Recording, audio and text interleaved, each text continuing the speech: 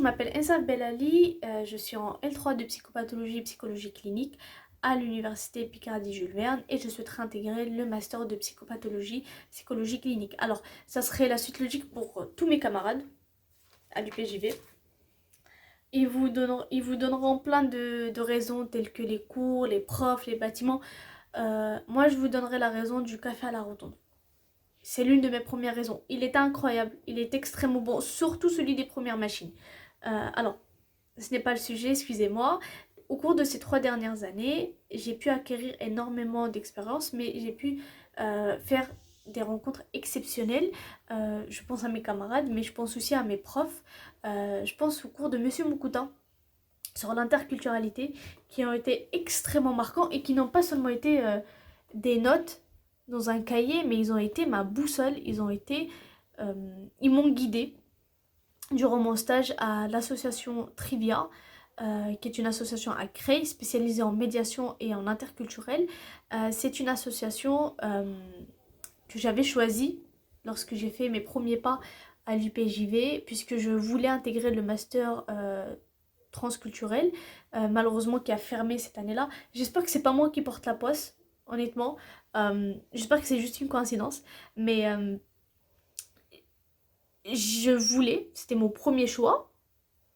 Après, après mon deuxième choix, c'était psychopathologie. Euh, je voulais intégrer le master de transculturel pour pouvoir faire un stage à Trivia et pour pouvoir avoir cours avec Monsieur Mokuta. J'ai été gâtée, j'ai eu plusieurs cours avec Monsieur Mokuta. L'une des autres rencontres marquantes que j'ai eues, c'était les cours de Monsieur Amal Bernoussi, plus particulièrement ses travaux dont je vais parler. Ses travaux sur la schizophrénie et la dépression ont été extrêmement nécessaires pour moi et pour ma prise de conscience par rapport à la psychologue que je voulais être dans le futur. Ces livres, ces travaux, ils m'ont fait comprendre quelque chose de très important. Ce n'est pas juste de la théorie, ces livres, c'est une rigueur clinique. Et cette rigueur clinique, cette exigence-là par rapport à la rigueur clinique, je ne la trouve qu'à l'UPJV et je ne la trouve qu'à travers mes profs en clinique et en psychopathologie. Alors, il y a cette fameuse phrase de qu'est-ce que j'amène. Je suis trilingue, je parle anglais, espagnol et arabe, en plus du français. C'est un peu mon super pouvoir. Je vais me permettre de flex pendant 2-3 secondes. Alors, ce super pouvoir, il me permet de lever les barrières là où la parole va venir bloquer. J'ai également travaillé 2 mois à l'aéroport de Charles de Gaulle avec l'entreprise OTSA. J'étais agent d'accueil aéroportuaire. Ça m'a permis d'acquérir plusieurs compétences telles que la patience extrême, gérer les foules, les situations de crise, qu'elles soient individuelles ou en groupe. J'ai pu aussi apprendre à avoir la gestion de l'imprévu, ce qui est nécessaire tant que psychologue mais aussi tant que citoyen. C'est devenu un peu ma seconde nature. Alors je veux devenir psychologue qui est capable d'aligner la rigueur de la psychopathologie à une vraie sensibilité humaine et une transculturelle aussi. Alors ma motivation, elle va au-delà de la pratique en cabinet ou en institution. Si je tiens autant à l'UPJV, c'est parce que j'ai un projet à long terme.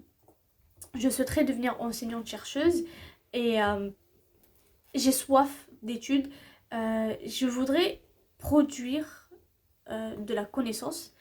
Euh, J'aimerais interroger nos modèles cliniques et un jour, peut-être, à mon tour, transmettre cette passion de la recherche, de l'étude à des étudiants et intégrer ce master-là, pour moi, c'est déjà poser une première pièce à l'édifice de mon parcours doctoral et la continuité de mon parcours à l'UPJV représente pour moi l'opportunité de poursuivre ma formation dans un environnement académique dont je connais les exigences et la qualité et dont je me sens bien parce que c'est la réalité. Sinon j'aurais quitté l'UPJV bien plus tôt que prévu, mais je m'y sens bien. En bref, vous avez compris, je suis déterminée, j'ai le goût de la recherche, j'ai des habitudes à la bibliothèque, autant que je serve à quelque chose pour les 10 prochaines années. Merci de m'avoir écouté, merci d'avoir pris le temps de regarder cette vidéo. Je vous remercie et à bientôt dans le master.